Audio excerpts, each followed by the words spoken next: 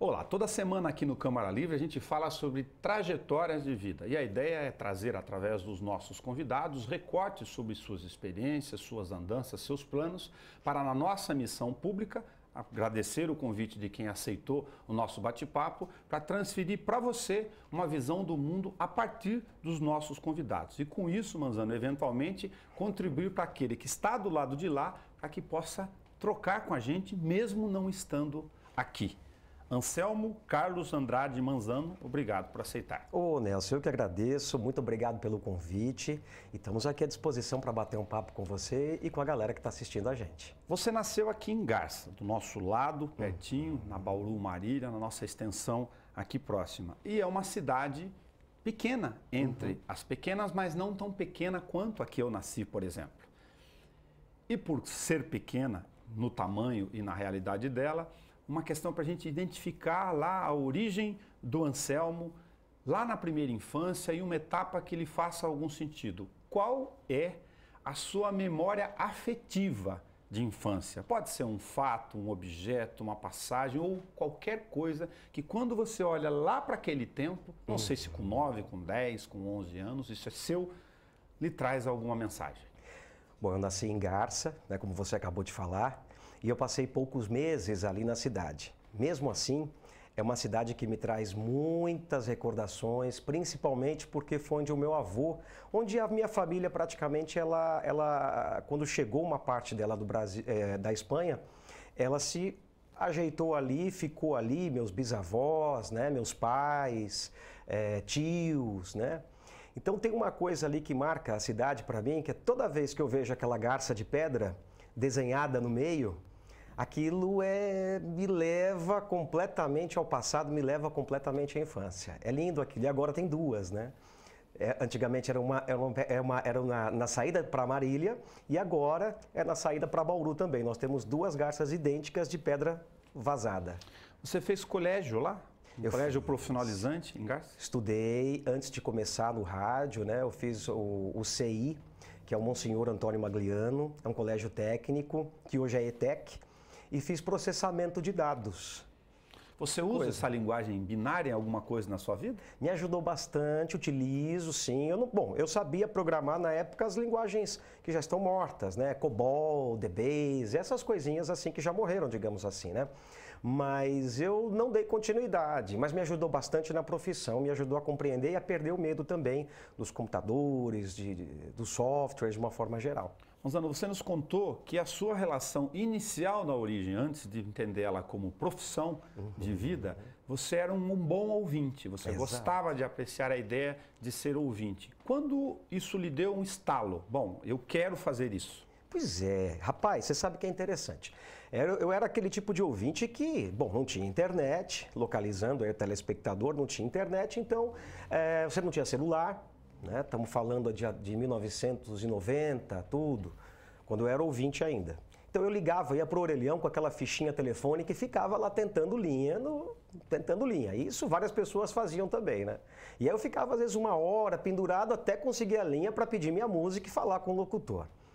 E aí depois de um tempo, eu conversei com o radialista que estava no ar e mandava carta também, dava sugestão de programa, tudo tal. Aí eu conversei com esse radialista e perguntei para ele como é que você entrou, né, para trabalhar em rádio. E ele falou, olha, um dia eu acordei, gostava muito de rádio e eu queria ser locutor. E aí vim aqui conversar da emissora, né, uma emissora pequena. E ele falou que fez um teste, acabaram gostando do teste dele e convidaram ele para começar a trabalhar, fazer técnica, tudo. E a partir da técnica, depois de um tempo, ele ganhou a oportunidade de fazer locução, né? Quando foi a sua primeira experiência, então, efetiva nesse negócio de, bom, eu vou me lançar, como esse cara comentou, que eu vou lá, vou bater na porta? Então, na mesma semana, eu fiz exatamente isso que ele falou, né? Fui até a emissora, a Rádio Centro-Oeste FM de Garça, que não existe mais, existe a AM somente. E aí, rapaz, eu sei que eu cheguei ali, me apresentei, oi, eu sou Anselmo Manzano, vim aqui conhecer a emissora, queria conhecer. E já de cara, a proprietária da emissora e o locutor que estava no ar, eles já, você que participa com a gente e tudo. Aí me levaram para conhecer a emissora, né, me apresentaram. Eu não sei se... Eu acho que deve ter gostado de mim, né? Pelo menos. Alguma coisa deve ter gostado. E eles me convidaram para trabalhar, para começar a fazer técnica muito semelhante à história que o locutor tinha me contado, que o Fábio Silvério, da época, tinha contado. Mas talvez as pessoas que estão nos ouvindo nosso bate-papo aqui estejam curiosas, eu vou me colocar no lugar deles lá. Mas pera lá, o cara gostava, era ouvinte, então ele era possivelmente um bom observador já, pelo menos dos trejeitos, e como o cara tentava, porque isso estava mexendo ali dentro da tua cabeça. Mas aí o cara chega lá, bota você na frente do microfone e fala, ó, vamos fazer.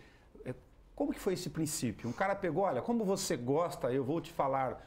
Vou te ensinando o básico que você vai experimentando, ou não, fala aí pra gente ver de outro jeito? Olha, na época foi mais ou menos na base do vai, se vira nos 30. Você gosta, faz aí pra Você ver. gosta, vou te ensinar a técnica, né? A técnica é mexer nos equipamentos, porque ao mesmo tempo que você fala, você também está mexendo nos equipamentos de áudio. Tinha que operar. Exatamente, né? Você já não tinha uma emissora, as emissoras onde tinha um locutor e um operador, isso já estava ficando muito raro, já era raro na década de 90.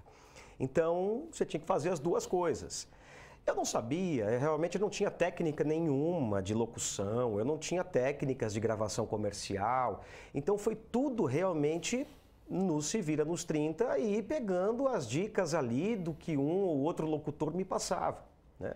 Então, às vezes eu saía da escola, avisava a minha mãe que eu ia chegar mais tarde, ia inclusive para a rádio à noite lá e ficava observando o locutor que fazia à noite.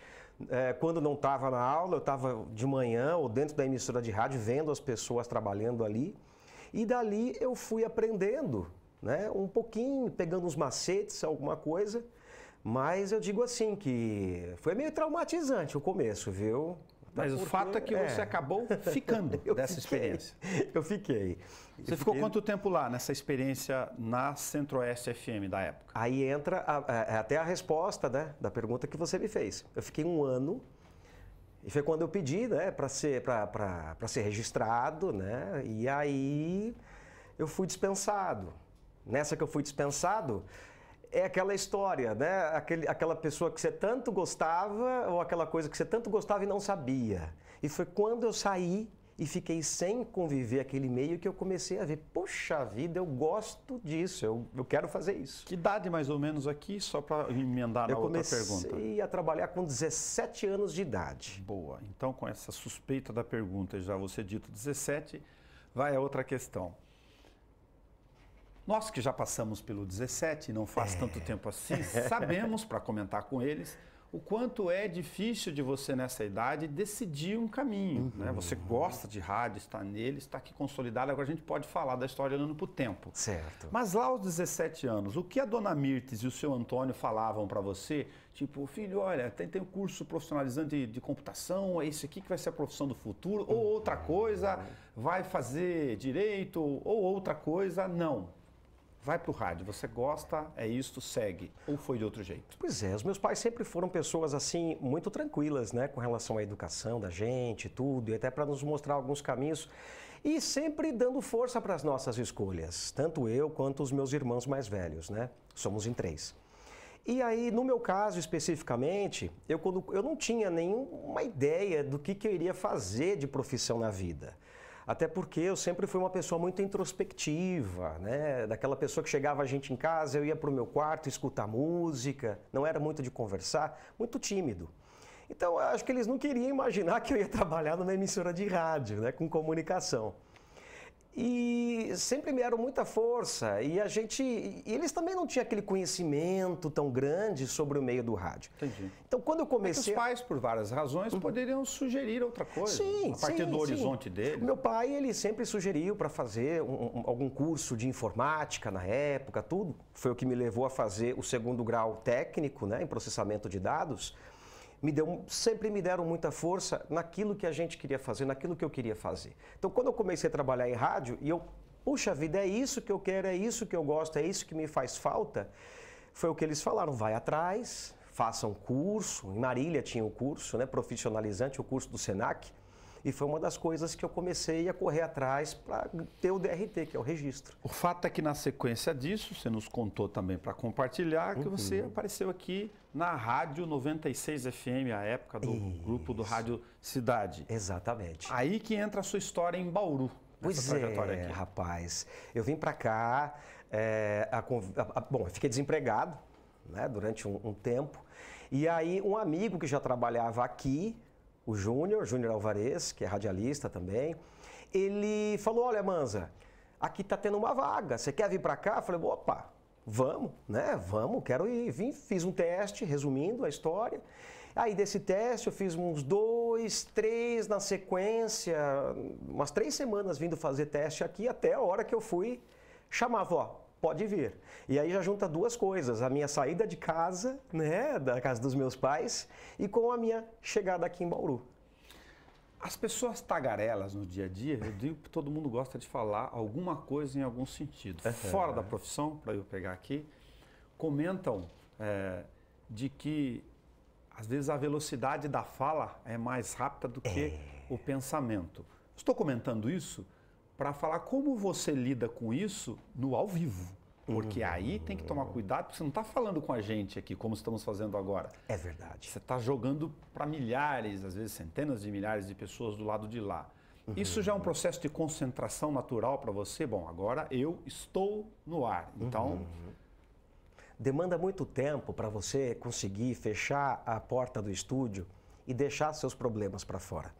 Então, à medida que eu consegui entender que o principal motivo de eu estar ali é o ouvinte que está me ouvindo do outro lado e que eu tenho uma responsabilidade nas coisas que eu falo, né, e do modo com que eu falo, com que eu exponho, né, ali as informações, eu comecei a ter uma grande consciência de que eu precisava me concentrar mais e aí sim, à medida que eu consegui deixar os meus problemas para fora e conseguir fazer o meu trabalho para o ouvinte, né, aí sim eu conseguia ter uma concentração maior, junto também com o trabalho de fono no dia a dia, treinando, tendo técnicas, até porque no meu começo de vida eu não tinha tanta articulação, eu não sabia falar direito. Então hoje, dependendo também da emissora que você vai trabalhar, seja ela uma emissora popular, uma emissora mais adulta, você também vai vendo, você vai definindo o público que te ouve, né? E aí você vai definindo um ramo de trabalho. Então, uma rádio adulta, você fala um pouquinho mais devagar, diferente, tudo. Uma rádio mais popular, que te pede um entretenimento, no caso da 94, no Ritmo da Manhã, o pessoal quer alegria. Então, você percebe que o público está precisando de alegria. Então, você bota ali, fala um pouquinho mais rápido, para cima, tudo, mas sempre focado naquele público que você está conversando. Mas como você está ao vivo e num programa de entretenimento, você tem uma gama da própria linguagem, do meio, da estrutura, de conversar com o público que já se adaptou com você, com o seu estilo, mas às vezes colocar humor, por exemplo. Exato. Ou uma pitadinha de uma coisa. E aí é que eu mencionei para tirar uma curiosidade para quem não lida com o rádio lá de lá. Às vezes solta uma palavra, uma frase que, puxa, não acontece. Já aconteceu no passado, isso no começo de carreira, às vezes escapava, você fazia alguma coisa errada e no dia a dia escapava alguma palavra que não poderia ir para o ar de maneira alguma e que não deve ir até hoje. Tá. O rádio, ele de uma certa forma, ele é um pouco, digamos assim, como é que seria a palavra? Um pouco mais conservador, né? Então vai ser difícil você escutar um palavrão numa emissora de rádio, na televisão também. Mas é difícil, é bem difícil hoje. E também com o passar do tempo, você vai mudando o seu dia a dia para evitar falar palavrão, para evitar principalmente as questões. Você tem que eliminar da sua vida, um comunicador deve eliminar qualquer tipo de preconceito da sua vida. Isso não pode estar, você tem que se desfazer de qualquer tipo de preconceito, seja ele qual for, não deve fazer parte da sua vida. Isso evita também com que você se contradiga, que você caia, de repente, numa pegadinha da palavra mal falada naquele momento, né? Com a trajetória de vários anos aqui, você tem uma formação de um estilo, de acordo com o horário do programa, mas só no Ritmo da Manhã você já está há 9 anos na 94. Exato. Você vai fazer uma década já. Verdade. Uma década. Olha a dificuldade da palavra para mim. São 10 anos, poxa, que óbvio, raciocínio que eu cheguei, fantástico. Mas aí você já adquiriu um padrão, um formato, um trejeito, a estrutura do programa está pronto ali. Qual a dose de improviso que você utiliza nisso, dentro desse estilo já consolidado? Dentro do horário, você tem ali, dentro de um horário, você tem as coisinhas chaves, que é a hora certa, normal você falar, o anunciar músicas, desanunciar músicas, né?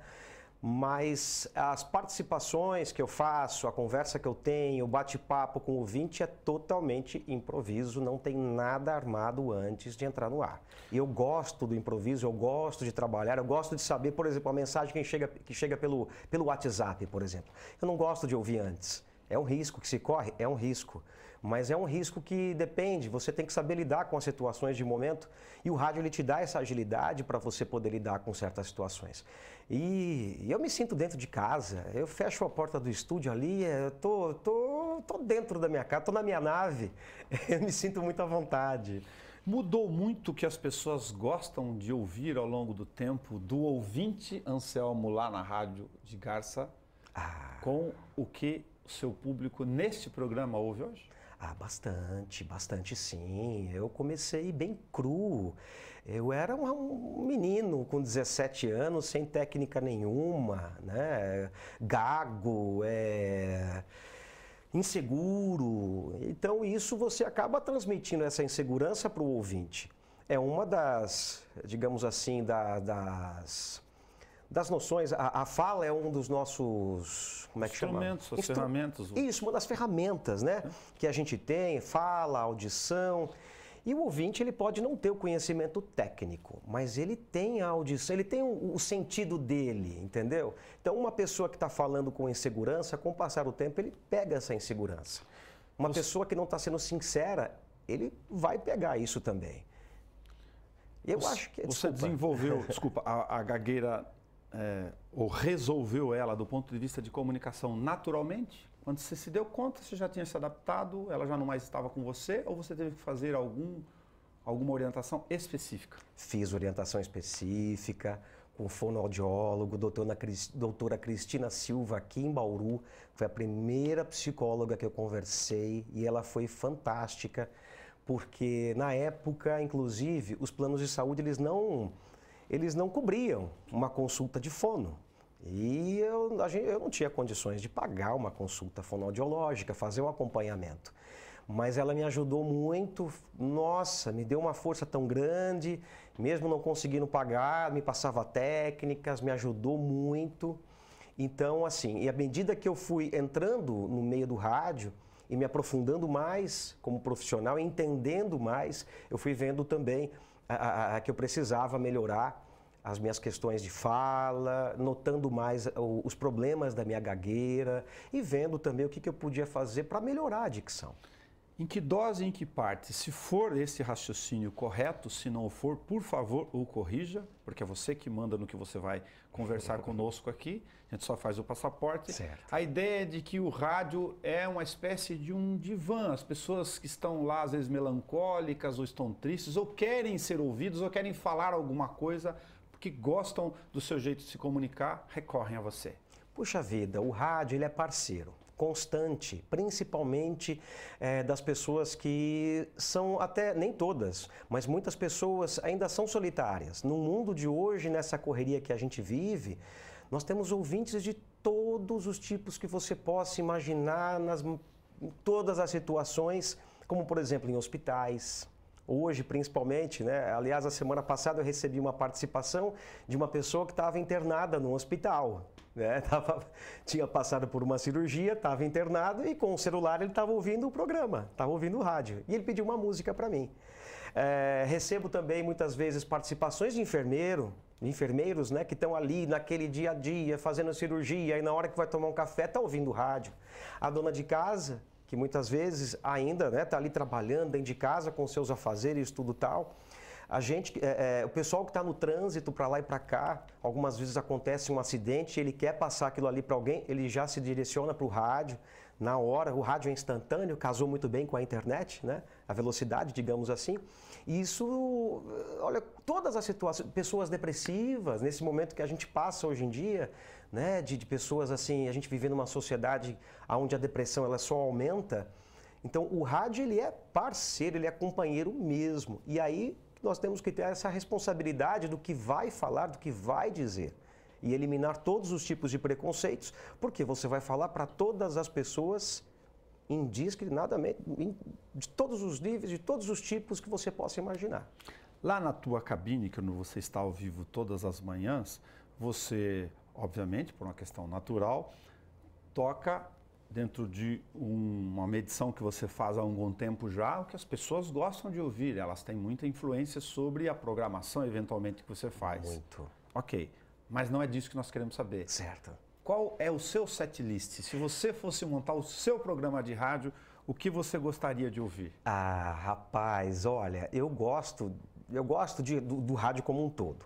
Mas o que eu quero ainda montar, provavelmente não uma rádio convencional, mas em breve a minha rádio online vai sair do papel. E eu quero fazer um playlist de anos 80, flashback, pop, rock, Beatles, Legião Urbana, Capital, U2, sabe?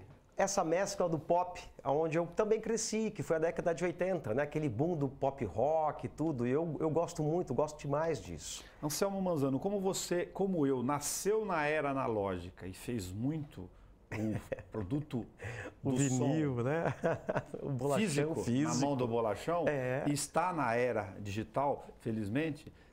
Você tem um estoque de discos ainda? Ficou? Não foi o seu caso? Eu ainda tenho alguns discos, mas eles não estão aqui comigo.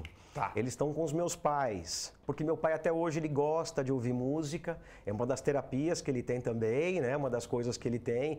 Ele tem Parkinson e Alzheimer, e uma das terapias que ele faz ali é escutar bastante música, ouvir, porque você não perde, né? A sua memória musical. Não. E a música é tudo de bom em qualquer momento, cara. É fantástico. Te leva a viagens assim incríveis. Mas a música no cérebro, se você pensar como o som dentro da estrutura das frases da palavra, né? Ela cria um mecanismo aqui de interação neurológica sensacional. É perfeito. É uma das melhores terapias psicológicas que tem, é você ouvir, é você cantar, é você, se não sabe cantar, nananana, faz o nananá junto com a música, é tudo de bom. Vou me entregar. Eu perguntei para você antes de gravar se você tinha bordão, não que você precisa ter, mas é que no rádio alguns têm bordão. Você tem bordão?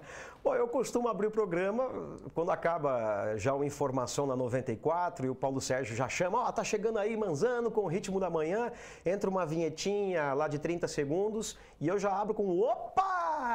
Para dar aquela acordada, né? Até em mim mesmo, até para eu acordar mesmo e para acordar a galera e chamar, opa, estamos aqui na 94, ritmo da manhã, jogando a locução um pouquinho para cima, tudo tal, e chamando a galera, ó, agora, meu, vamos lá que vai rolar música, tem prêmio aqui para você participar. Geralmente é o opa! Você já fez programa de manhã, bem mais de manhã, manhã no sentido de próximo da hora do almoço ou até perto da hora do almoço, à noite de madrugada. Os públicos são diferentes por causa dos horários mesmo? São diferentes. O público do rádio é a chamada audiência rotativa. Então, o público, por exemplo, que está no carro, ele dificilmente ele fica parado ali no rádio durante 3 minutos, a não ser que seja uma coisa muito interessante. Então, ou que esteja tocando uma sequência de músicas que chame muito a atenção dele, que prenda ele ali. Mas geralmente o normal é que ele fique ali preso, ali uns 3 minutinhos, roda para lá, roda para cá, tudo, né? Isso, nas grandes capitais, isso é mais constante. No interior, pela quantidade menor de emissoras também de rádio e até também pela facilidade que você tem hoje de colocar uma música ou ouvir um podcast mesmo, então, dentro do carro mesmo, você já pode ter dos motoristas, já tem essa diferença. Aí tem também a dona de casa de manhã. Aí tem aquela pessoa à noite que ela não gosta de ver televisão ou de ficar na internet. Ela ou está na internet e está ouvindo música também. E eu digo que o ouvinte fiel, mais fiel mesmo, é aquele da noite ou madrugada. Que apesar de ser um número mais reduzido, ele está ali prestando atenção no que você está fazendo. Então ele é bem fiel, mas é o público geralmente ele é eclético. Você tem um programa de entretenimento com um formato que você comentou alguns detalhes dele para a gente, para as pessoas entenderem a lógica. Os temas, as enquetes ou os bate-papos Você monta uma pauta antes, depende, às vezes surge um assunto, você já vai coloca na tua tabela, não, você chegou de manhã lá, puta, hoje os caras estão querendo discutir a chuteira do Neymar, então vamos discutir porque lançaram uma chuteira rosa Bordeaux, não sei se existe essa expressão, mas eu estou brincando com o tema aqui, nova da Nike. Certo. Bom, eu entendi. É assim. Como é que surgem as ideias e os temas do teu processo de comunicação com a participação do público? O tema do dia, no ritmo da manhã, ele é feito baseado no dia a dia das pessoas, em questões psicológicas que estão rolando, em comportamentos, relacionamentos. Também, tudo que acontece no dia a dia da gente, as novidades, como você falou, uma notícia que acaba saindo, até uma fofoquinha mesmo que acontece. Okay. A gente procura estruturar ali, fazer uma pergunta, a qual o ouvinte ele possa entrar na ideia e participar com a gente também, né? Falando sobre determinados assuntos. Mas é invariável, pode ser por exemplo, de quinta-feira, a gente sempre tenta fazer agora algum assunto ligado ao passado. Porque quinta-feira é dia de TBT nas redes sociais, hashtag TBT, não é? Então a gente tenta fazer sempre algum tema voltado um pouquinho, falando das coisas do passado, ou comportamentos, tudo, né? Mas cada dia, às vezes você tá com uma ideia de fazer um tema num dia e aí acaba mudando em cima da hora. Não, vou falar sobre isso aqui porque o ouvinte falou isso aqui, é interessante. O ouvinte participa com ideias também, o pessoal da rádio, toda a equipe que participa ali da rádio também dão ideias, é bem aberto nessa questão de temas. A gente deixa bem aberto a ideia mesmo. Nossa pequena sessão apocalipse. O rádio não existe mais, Manzano. O rádio deixou de existir no planeta Terra. Certo. O que você iria fazer?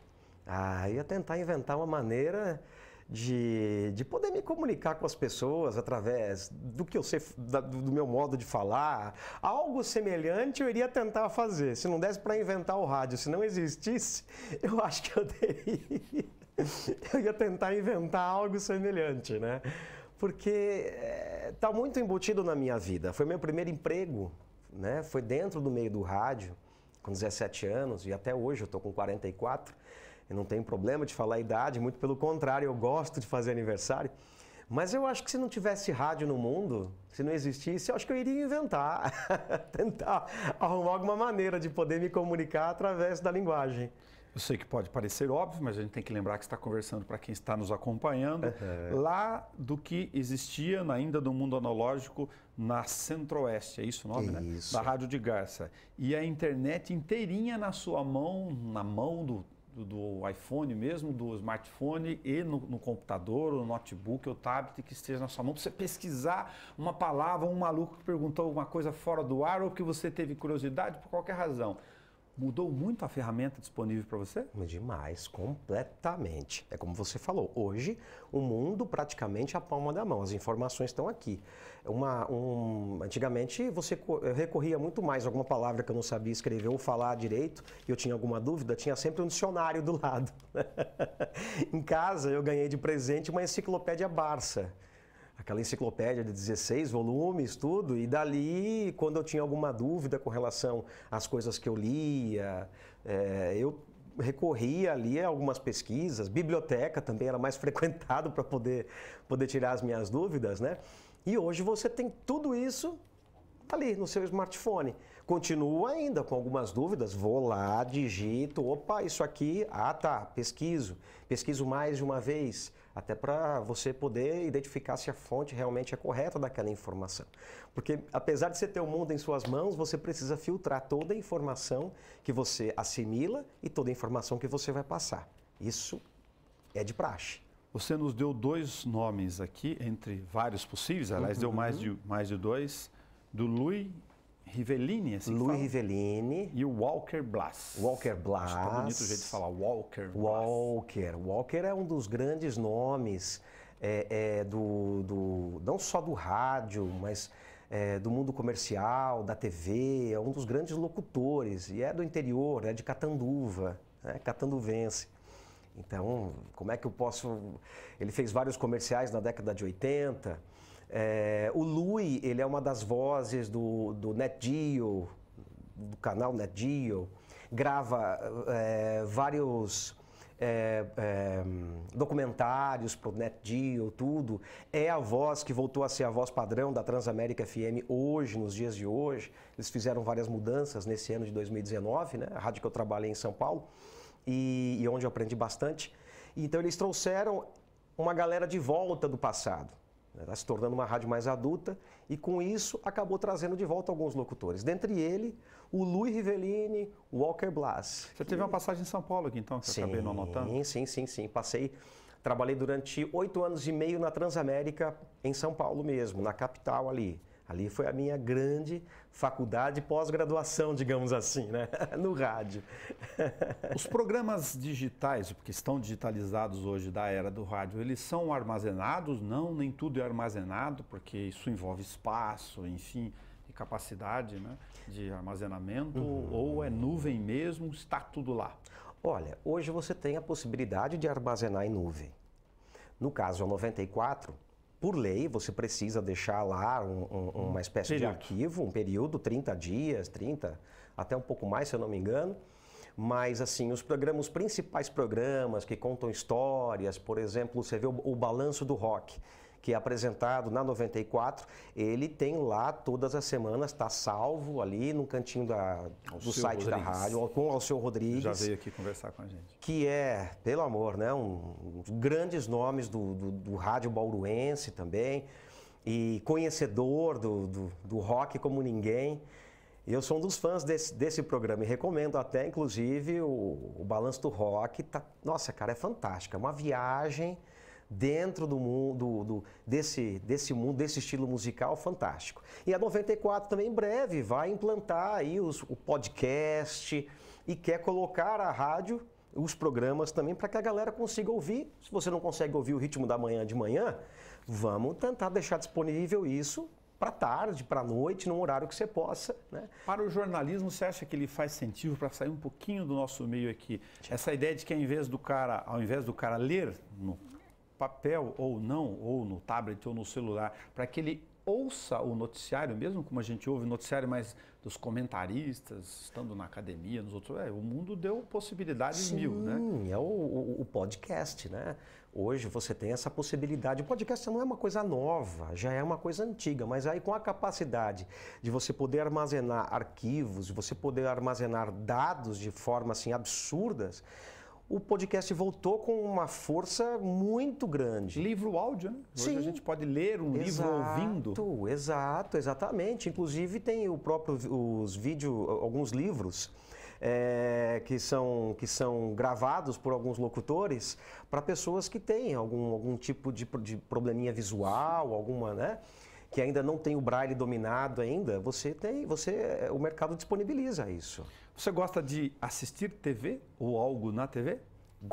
Olha, gosto até, né? Divisão dos seus tempos aí do dia a dia? Pois é, a TV eu tenho deixado até um pouquinho mais de lado. Assisto alguns programas relacionados à política. Gosto de ver a TV Câmara, até porque ela passa muitas questões que envolvem aqui Bauru e região. E isso, como eu sou um locutor aqui de Bauru e da região também, eu tenho que ficar ligado no que está acontecendo, nas pessoas que fazem parte aqui da cidade, né?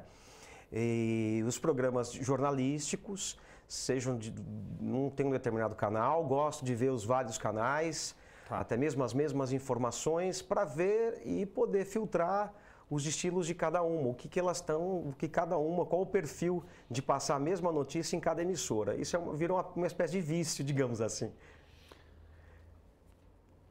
Duas questões pessoais.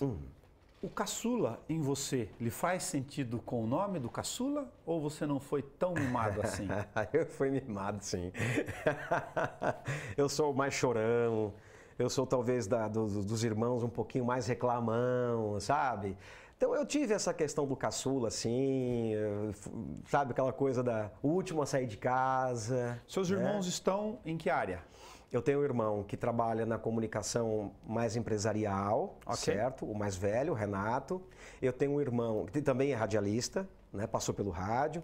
Meu irmão do meio, Fábio, ele é ator clown, trabalha como palhaço, ator de teatro, ator de comerciais em Curitiba. também passou pelo rádio. Alguém lá atrás, tio, avô, alguém do lado estava na comunicação, nessa ideia de lidar com fala, gente, pessoas? Porque os três... Os meus pais, na simplicidade mesmo deles, eles eram pessoas assim muito comunicativas. O meu pai, com mais de... Ele está com 82 anos agora, mas estava trabalhando até pouco tempo. E a vida dele foi trabalhar desde pequeno, então ele tem uma comunicação muito boa. Minha mãe, ela na década de 60, começo de 60, ela participava de alguns programas de rádio ao vivo, cantando algumas músicas, né? E o rádio era ao vivo e com plateia ainda por cima, no interior, né? Paraguaçu Paulista, ali tudo tal. E ela cantava, e sempre foram de escutar muito rádio. E de conversar muito com a gente ali durante o café da manhã, brincadeiras ali, tudo, né? Eu acho que isso foi desenvolvendo um pouquinho da comunicação nossa. Você acabou de responder a segunda pergunta, mas eu vou colocar ela do mesmo jeito, porque eu sou teimoso. Mas era para manter a questão da estrutura das duas questões pessoais do nosso recorte. Certo. Onde você se vê? Em Mirtes ou onde está um pedacinho de Antônio em você? Meu Deus. Rapaz, olha, principalmente nas questões humanas, né? Nessa visão que eles me passaram. Eu tenho assim, uma gratidão enorme pela criação que eles me deram, pela sensibilidade que eles nos deram, de enxergar as coisas, mas não de enxergar as coisas como vãs, simples, muito pelo contrário. Nos criaram assim, sem preconceitos nenhum, sem apontar o dedo para ninguém, sem ficar fazendo julgamento de pessoas, ajudando sempre a cuidar de uma planta, de um bichinho que tinha em casa, um cachorrinho, dando essa sensibilidade humana para a gente. Então, o que vem dos meus pais muito e que eu tento levar isso para o ar todos os dias é a alegria que eles têm de viver, né, que os dois têm de viver, e principalmente essa sensibilidade humana e que eu tento me aproximar dessa sensibilidade que eles têm cada vez mais. Isso é uma coisa, é um compromisso que eu tenho comigo, né? Principalmente com eles também. Anselmo Carlos Andrade, da família da Dona Mirtes, Manzano, da família do seu Antônio, de Garça. Muito obrigado por ter vindo fazer um recorte aqui com a gente. Pelo amor, obrigado. E se eu não te deixei falar alguma coisa, por favor, fique à vontade. Ah, rapaz, agradecer você, agradecer a toda a equipe da TV Câmara, agradecer todo o carinho, né, do pessoal que está assistindo a gente agora, a galera que está em casa, tudo, né? E deixar essa palavra de carinho, de coração, principalmente nesse momento que a gente vive hoje, nesse nosso paizão, né? Às vezes uma galera brigando de um lado, às vezes a galera brigando do outro, e entender que a nossa briga, que a nossa disputa não são por questões simplesmente políticas. Nós temos que entender que nós fazemos parte de uma coisa só. Então esse é o recado que eu quero deixar para as pessoas, né? Sensibilidade, carinho, amor ao próximo, como o nosso irmãozão que chegou por aqui, né? E falou para a gente há 2019 anos atrás, mais ou menos, né? Vamos amar todo mundo, vamos tentar colaborar com as pessoas, vamos ser educados, né? Vamos cuidar do meio ambiente, até porque se a gente não cuidar da nossa nave-mãe, que é o planeta Terra, vai ser complicado o futuro para os nossos filhos, netos e os que virão também, não só os nossos, como os dos outros também, né? Então deixo essa palavra aí de sensibilidade para que as pessoas reflitam. Não vamos brigar mais, vamos nos unir cada vez mais, vamos tentar ser brasileiros e nos encontrar como irmãos. Parabéns, obrigado ao senhor Antônio e à senhora Mirtes por colocar aqui o Anselmo para conversar conosco. E esse programa a gente pode assistir depois na internet, na íntegra, para a gente poder ver a hora que quiser, não ficar lá só preocupado em sentar na frente da TV. Que legal, que bacana. Muito obrigado. O Câmara Livre conversou com o Anselmo Carlos Andrade Manzano. Como toda troca de experiência de vida, com as antigas cartas do mundo analógico ou as fichas de telefone que você, que é jovem, não tem mais ou não vai ter o orelhão à disposição, presta atenção no que ele contou pra gente. Seja ousado, velho, se você gosta, vai, tente fazer. Você tem uma única chance nessa terra de passagem. Até o nosso próximo encontro.